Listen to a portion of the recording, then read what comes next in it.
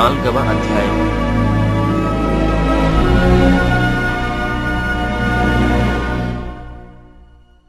యోహాను కంటే యేసు ఎక్కువ మందిని శిష్యులనుగా చేసుకొని వారికి బాప్తిస్మమిచ్చుచున్న సంగతి పరిసయ్యులు వినిరని ప్రభువునకు తెలిసినప్పుడు ఆయన యూదయ దేశము విడిచి గలిలయ దేశమునకు తిరిగి వెళ్ళెను.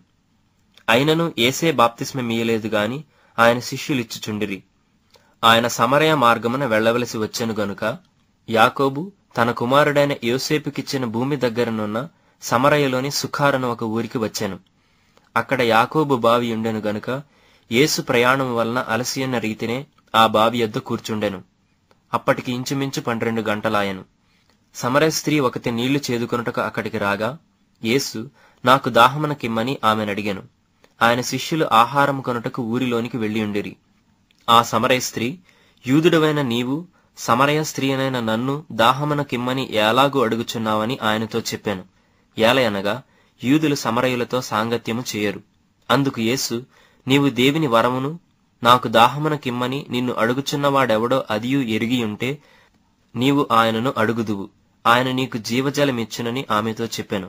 అప్పుడా స్త్రీ, అయ్యా, ఈ బావి లోతైనది, చేదుకొనుటకు నీకేమీయూ లేదే, ఆ జీవజలము ఎలాగు నీకు దొరుకును? తానును తన కుమారుడును పశువులను ఈ బావి నీళ్లు త్రాగి మాకిచ్చిన మన తండ్రి అని యాకోబు కంటే నీవు గొప్పవాడవా అని ఆయనను అడిగాను.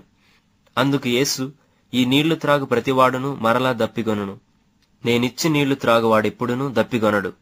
నేను వానికిచ్చి నీళ్లు నిత్యజీవమునకై వానిలో ఊరెడి నీటి బొగ్గగా ఉండునని ఆమెతో చెప్పాను. ఆ స్త్రీ ఆయనను చూచి, అయ్యా, నేను దప్పిగొనకుండునట్లును చేదుకొనుటకెంత దూరము రాకుండునట్లును ఆ నీళ్లు నాకు దయచేయుమని అడుగగా యేసు, నీవు వెళ్లి నీ పెనిమిటిని పిలుచుకొని ఇక్కడికి రమ్మని ఆమెతో చెప్పాను. ఆ స్త్రీ, నాకు పెనిమిటి లేడనగా యేసు ఆమెతో, నాకు పెనిమిటి లేడని నీవు చెప్పిన మాట సరియే. నీకు 5 పెనిమిట్లుండిరి, ఇప్పుడు ఉన్నవాడు నీ పెనిమిటి కాడు, సత్యమే చెప్పితివనెను. అప్పుడా స్త్రీ, అయ్యా, నీవు ప్రవక్తవని గ్రహించుచున్నాను. మా పితరులు ఈ పర్వతమందు ఆరాధించిరి గాని ఆరాధింపవలసిన స్థలము యెరూషలేములో ఉన్నదని మీరు చెప్పుదురని ఆయనతో అనగా యేసు ఆమెతో ఇట్లనెను, అమ్మా, ఒక కాలము వచ్చుచున్నది, ఆ కాలమందు ఈ పర్వతము మీదనైనను యెరూషలేములోనైనను మీరు తండ్రిని ఆరాధింపరు. నా మాట నమ్ముము. మీరు మీకు తెలియని దానిని ఆరాధించువారు, మేము మాకు తెలిసిన దానిని ఆరాధించువారము. రక్షణ యూదులలో నుండియే కలుగుచున్నది. అయితే యథార్థముగా ఆరాధించువారు ఆత్మతోనూ సత్యముతోనూ తండ్రిని ఆరాధించు కాలము వచ్చుచున్నది, అది ఇప్పుడునూ వచ్చేయున్నది. తన్ను ఆరాధించువారు అట్టివారే కావాలనని తండ్రి కోరుచున్నాడు. దేవుడు ఆత్మ గనుక ఆయనను ఆరాధించువారు ఆత్మతోనూ సత్యముతోనూ ఆరాధింపవలెననెను. ఆ స్త్రీ ఆయనతో, క్రీస్తనబడిన మెస్సియా వచ్చునని నేనెరుగుదును. ఆయన వచ్చినప్పుడు మాకు సమస్తమును తెలియజేయునని చెప్పగా యేసు, నీతో మాటలాడుచున్న నేనే ఆయననని ఆమెతో చెప్పాను.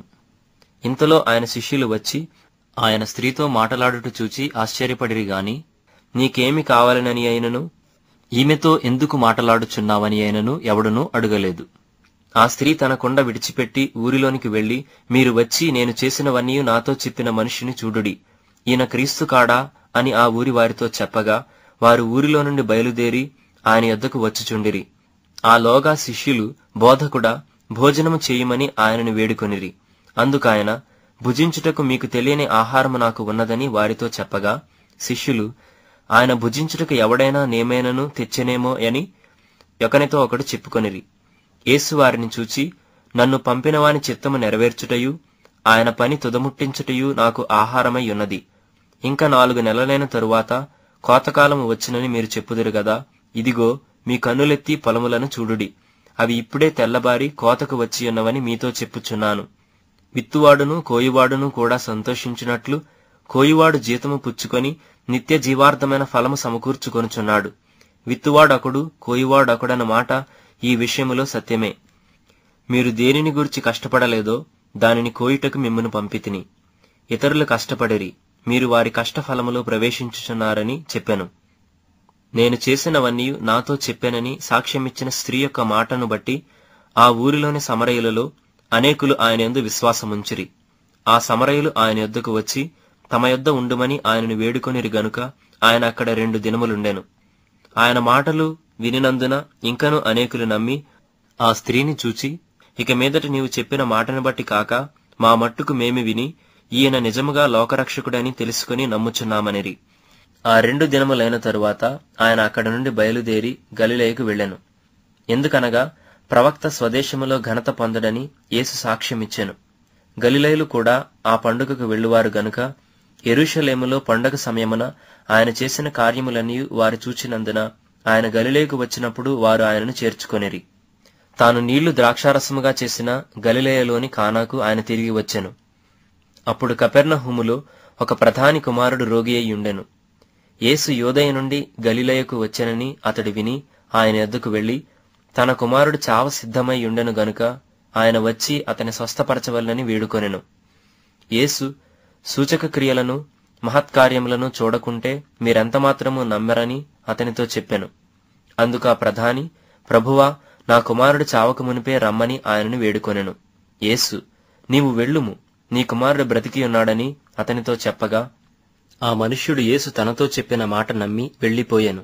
అతడింకా వెళ్ళుచుండగా అతని దాసులు అతనికి ఎదురుగా వచ్చి అతని కుమారుడు బ్రతికి ఉన్నాడని తెలియజెప్పిరి. ఏ గంటకు వాడు బాగుపడసాగినని వారిని అడిగినప్పుడు వారు, నిన్న 1 గంటకు జ్వరము వానిని విడిచెనని అతనితో చెప్పిరి.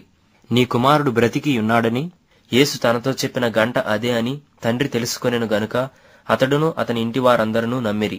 ఇది యేసు యూదయ నుండి గలిలయకు వచ్చి చేసిన 2వ సూచక క్రియ.